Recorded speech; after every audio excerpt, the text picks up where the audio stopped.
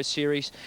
Jerry Warrer winning the first one for Karen Gath. Loco Foco for the Kiwis last year, and now we've got Zesta starting, a very, very short price favourite.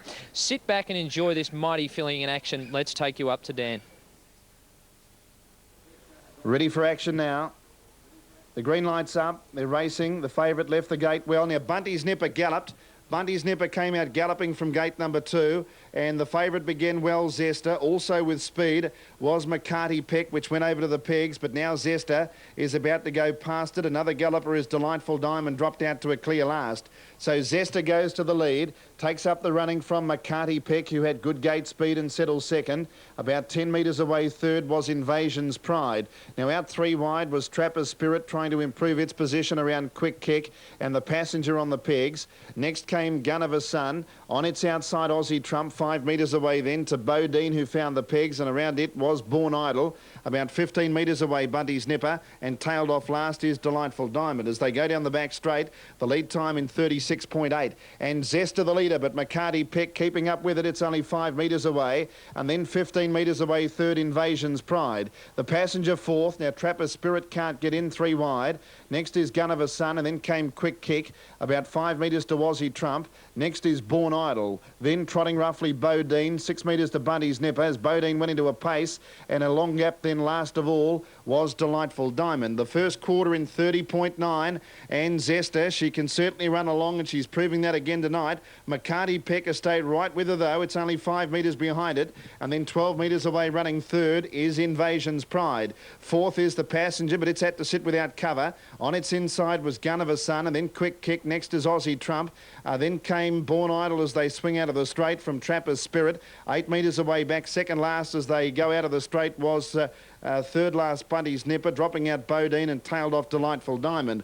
31.5 the second quarter, and Zesta goes again. This time McCarty Peck can't go with Zesta, and she took off down the back. Zesta and leads 12 metres, extending her lead on McCarty Peck. 15 away, Invasion's Pride. Aussie Trump gives chase with the Passenger and then Quick Kick, and next is Gun of a Sun, but Zesta starting to make it a one-act affair at the 400. She's in full flight, and she's getting further away from McCarty Peck. It led by 20 metres. Third quarter in 28.8. So Peter Hornsby let her go, and she roared away, Zesta. She's trying to make it 9 out of 9 for the season, and she looks pretty good to do it. Zesta well out in front. The Oaks winner, the Derby winner. Will the Breeders' Crown be added to that list? I think it will. She is making it a one-act affair, and Zesta is going to win like some of the great trotters. Wins by a space. Invasion's Pride getting through into second from McCarty Peck, but Zesta by 30 metres.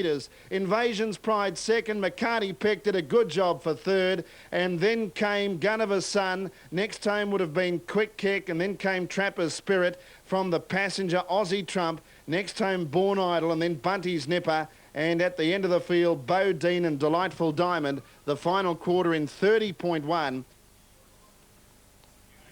Yeah, an awesome performance. 4-1-3 the result at Moonee Valley, and Zesta has humbled her rivals.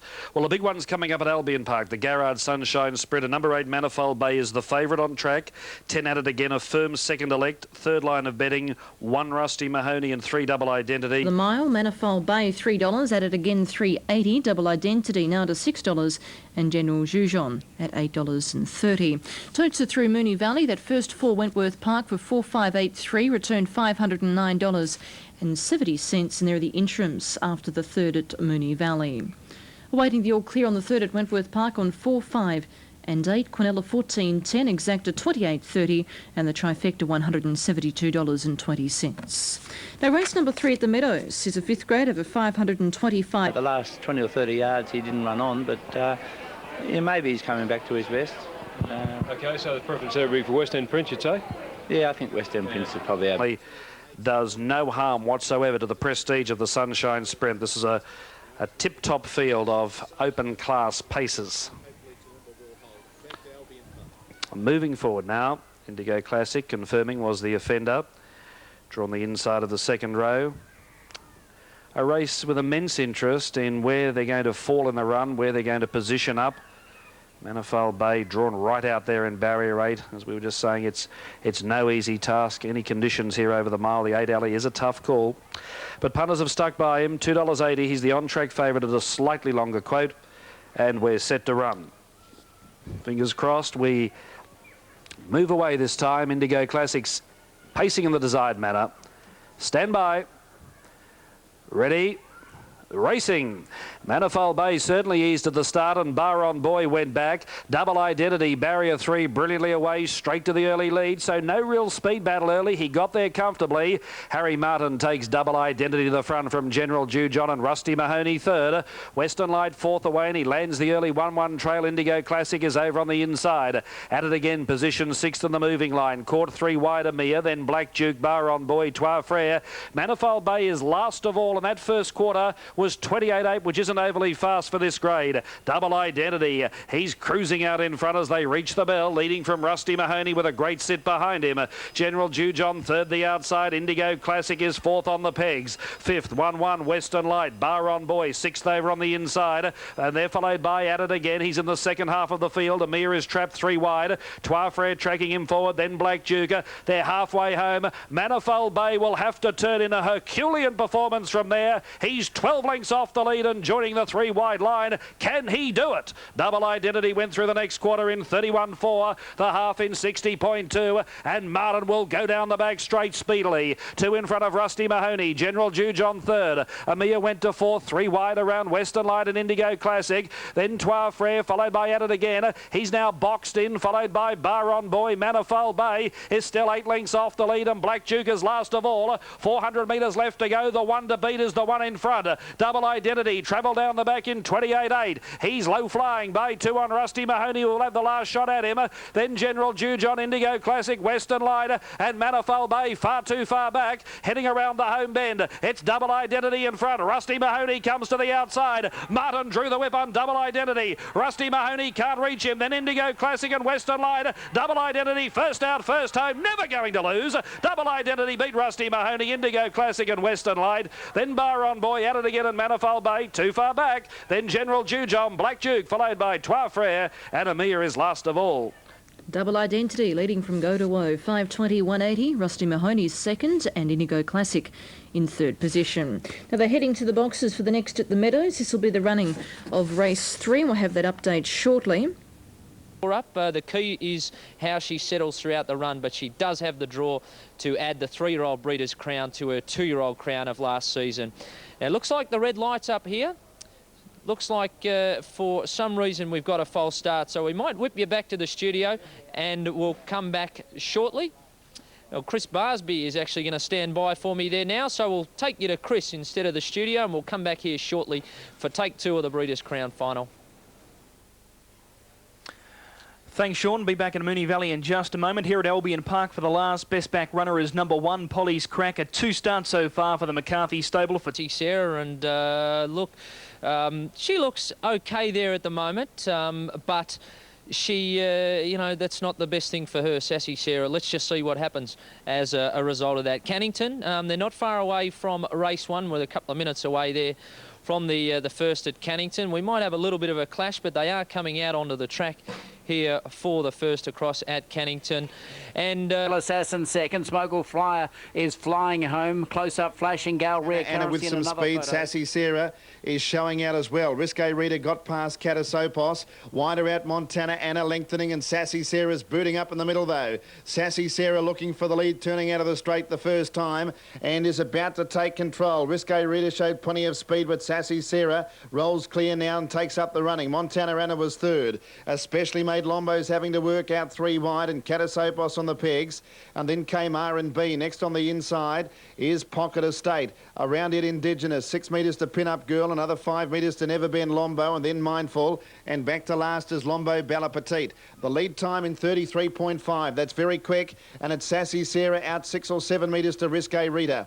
Then third without cover, Especially Made Lombo. Catasopos is on the inside of Montana Anna, and now Indigenous going forward. Out 3 wide is quickly improving now, just as they start to line lighten the speed off a little bit. Indigenous made its move and goes up on the outside of Sassy Sarah at the 1200 and tests her. They start to quicken again. The first quarter was solid. It was 30.6 and the leader Sassy Sarah. Indigenous 3 metres away now, second, and third Risque Rita.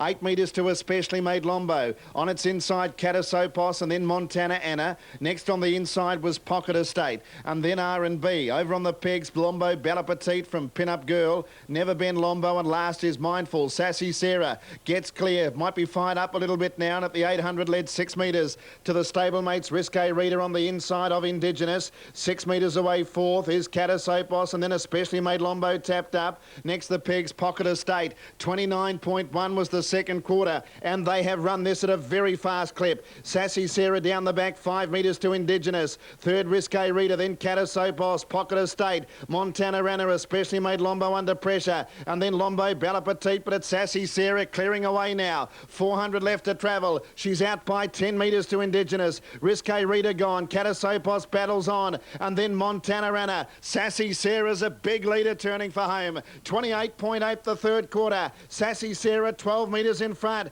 Catasopos is giving chase into the straight. Sassy Sarah clear. Catasopos 10 metres away, and then Montana Anna. But it's Sassy Sarah well out in front. She's clear of Catasopos, Montana Anna, and Sassy Sarah's back tonight. What a brilliant win in super fast time. Sassy Sarah beat Catasopos. Nearly a dead heat for third between Montana Anna and Lombo Bella Petite. Then Pocket Estate, Mindful, Never Been Lombo. Further back to Indigenous, and then came at the head of the others R&B, and towards the back Risque Rita with it. Indigenous further back with Especially Made Lombo and Pin Up Girl. The final quarter 29.8.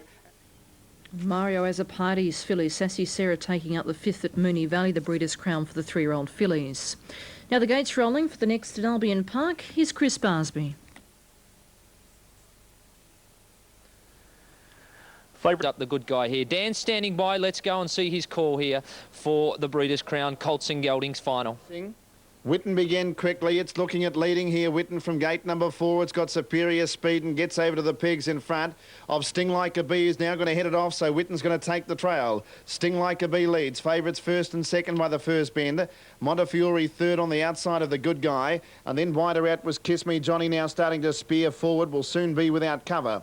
4 back along the inside, Prize Dignity, and around it was Millennium Express, the stablemate. Next on the pegs, Night Gambler, and then Sea Hanover, 10 metres to Just a Bit Jolly. Second last as they head into the back straight now, War of Attrition, and Dirk Diggler's out to the tail of the field. They're well strung out, and Kiss Me Johnny, pulling really hard now, is putting its neck in front of the favourite Sting Like a Bee. The lead time 35.3, and Sting Like a Bee is going to let Kiss Me Johnny go past it. It'll take the trail, and Witten came off the pegs. There was enough for him to do so. He's now without cover, although Sting Like a Bee is going to leave the pegs now, and the leader is Kiss Me Johnny. So the good guy, who was going to be full back the inside, is now going to be behind the leader, and now the Sting Like a Bee goes up to Kiss Me Johnny and tests it, and they pour some speed on. First quarter 29.5, and the leader is Kiss Me Johnny from Sting Like a Bee, who can afford to drop in behind it again and does take that option.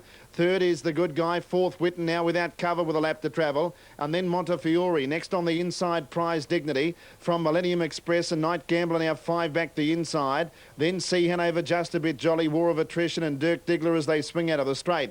They head towards the 800 metres now, and Kiss Me Johnny led 4 metres. Sting Like a Bee again off the peg second. The good guy third, Witten fourth. And then on the inside, Prize Dignity. The running line, Montefiore was 6th. Then Night Gambler. On its outside, Millennium Express, and then Sea Hanover. War of Attrition, second last, Just a Bit Jolly, and Dirk Diggler at the tail of the field. The second quarter in 30.3. And down the back, Kiss Me Johnny in front. Leads 2 metres. Sting Like a Bee was second. Third was the good guy. And Witten was fourth. Fifth on the inside was Prize Dignity. Montefiore was outside of it. Then Night Gambler, Millennium Express, and Sea Hanover. Off the back straight in 29.6. Kiss Me Johnny led from Sting Like a Bee. Witten coming out 3 wide. The good guys camped off them. He's about to get to the express post lane, and then Montefiore and Prize Dignity into the home straight. Sting Like a Bee led. Witten joining in. Here's Montefiore with a run. Witten sprinted up to hit the lead. Montefiore after it. It's Witten in front of us on the outside. Montefiore. Witten finding something though,